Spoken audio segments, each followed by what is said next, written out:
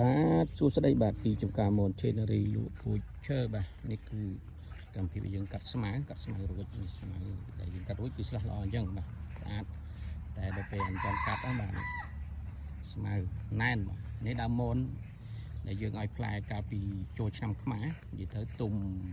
អស់រយៈពេលថាជា2 ខែហើយបាទតាំងពីចុងខែមេសាដើមខែ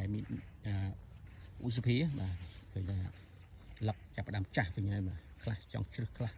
សមួយនេះកាលណាជ្រឹះស្លឹកបែបនេះគឺមានថាធ្លាក់ភ្លៀងមកគឺរឹសផ្លែអានេះគឺលឹកចាស់បាទលឹកវាតន់លឿងទេមានអាដើមនេះលឹកលឿងខ្លាំងបាទគេថាទៅខ្ទួងខែ6ចុងខែនេះគឺមិនរាំងខ្លាំងបាទមិនរាំងអត់ភ្លៀងទេបាទគឺសភាពដើមមុនគឺរាំងកាលណារាំងគឺស្លឹកលឿងបាទ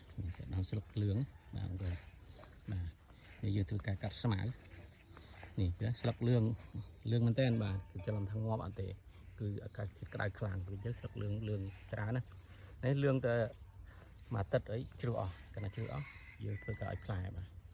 បាទអរគុណច្រើនបាទសម្រាប់ការទស្សនានិងតាមដានវីដេអូយើងខ្ញុំបាទបងប្អូនជួយចុច